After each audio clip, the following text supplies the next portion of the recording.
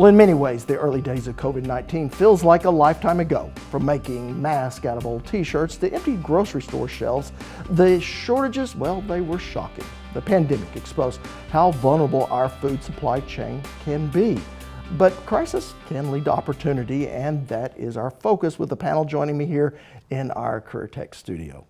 Joining me is the State Director of Oklahoma Career Tech, Dr. Marcy Mack. Sitting in the middle is Max McKnight, who heads up our Career Tech's Workforce and Economic Development Division. And to his left is Justin Seiler, the Adult Career and Development Coordinator for Oklahoma Career Tech. So we're in the early days of the pandemic. Many of the large meat processors have shut down or slowed production because of COVID-19. Frustrated with bare supermarket shelves, consumers began approaching smaller local meat processors, only to find they in turn couldn't keep up with demand. And not because there weren't enough animals. In fact, there were ample cattle supplies. The bottleneck was in the meat packing process, and that's when Oklahoma leaders knew they needed to do something different. And Dr. Mack, you were in the middle of things. Can you take the story from there? Absolutely. Thank you, Rob. We had an opportunity in late May, 1st of June. Business and industry were trying to figure out how do they meet this demand. Consumers are wanting to make sure that they have food, wanting to make sure we had farmers and ranchers who wanted to make sure that they could get their product to market. And so we had a divide there. We needed individuals that had the skill sets to be able to do that. And how were we going to meet that gap? So with the Department of Agriculture and many of the meat associations said, what solutions can we find? How can we help introduce individuals to the workforce opportunities that there are in meat processing, and how do we do that in a timely manner? So in the opportunity of the pandemic, bringing large groups of people together wasn't an option. So we looked at different ways that we could start the process, the conversation, to let individuals know about what it takes to work in meat processing and what that looks like. So we were very fortunate. We partnered with ICEV on their online meat processing curriculum.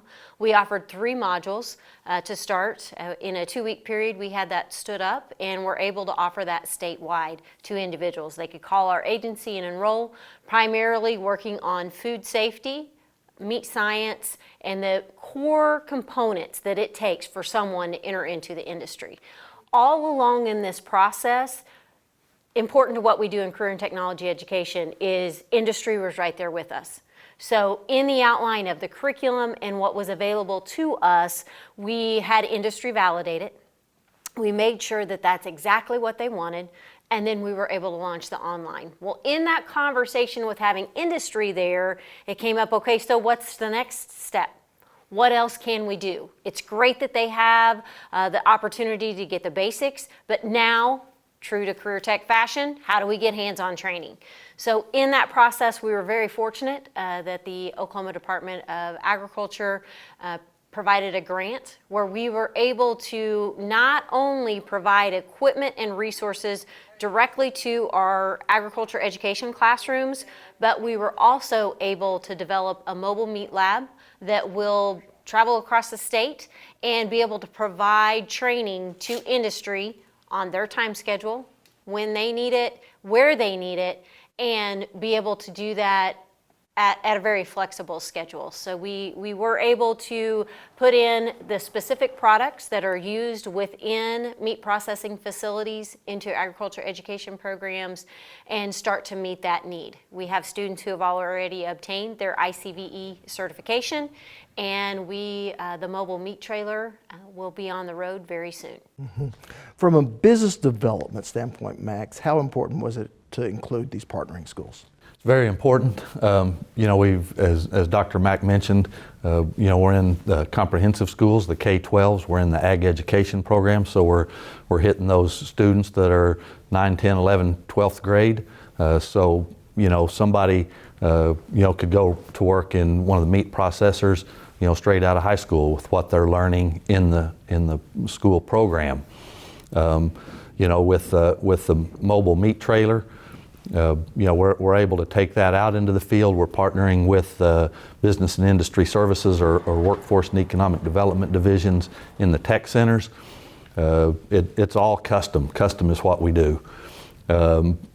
we've got the curriculum that with kind of the textbook or the classroom learning part where they're learning safety, kind of some meat science type things, about a 32-hour curriculum to get through the classroom part, then to spend about 32 hours in the trailer with the bandsaw and the slicers and grinders and those kind of things to get that hands-on experience so that they can walk out of that trailer and have the training to go to work in a processor. Yes, and the trailer's getting pulled by a donated semi? Absolutely. We talk about partnerships. Not only business and industry have been an exceptional partner, but we are very fortunate in Oklahoma through our Career Tech system, Central Technology Center, who has truck driver training. They donated a semi that allows us to pull the refrigerated trailer with all the equipment. And so we are very fortunate that Central Tech being a partner and making sure that we can provide this service across the state. And this is really where it gets fun, Justin, because you tell us just everything you can about the meat processing lab in that trailer. The mobile meat processing laboratory, as we call it, is housed primarily around a 53-foot reefer semi-trailer, a refrigerated trailer that is dual zone controlled, which is kind of unique for a reefer trailer. So we have a cooler storage area that we can take down to all the way to minus 21 degrees Fahrenheit if we want to. Normal storage is around 36 degrees, but then the main part of the trailer where the actual hands-on experience takes place can also be controlled at a warmer temperature, but still cold enough to maintain food safety standards, but allow you to still have some flexibility in your hands and your fingers.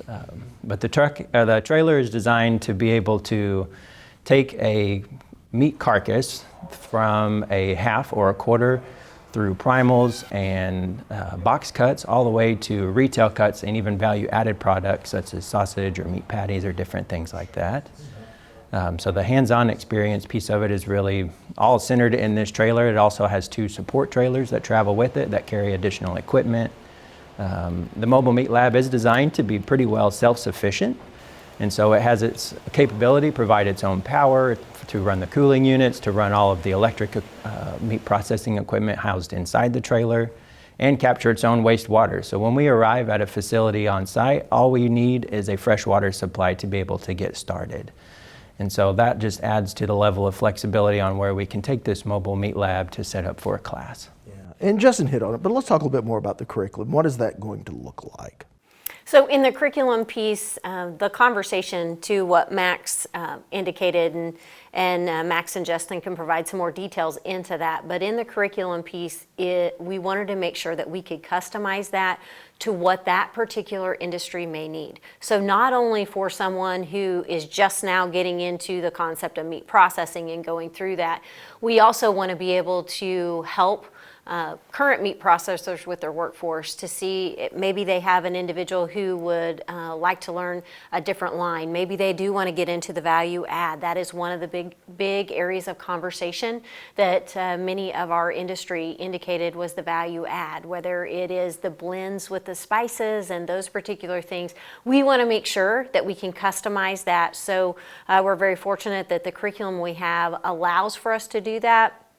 And one other piece that we are currently working on and hope will be to fruition in the very near future is adding in an element of virtual reality to the concept of the curriculum. So as we talk about workforce and training with that piece, not only are we able to utilize this to train individuals to go into meat processing, another opportunity that we have is to educate individuals about where their food comes from.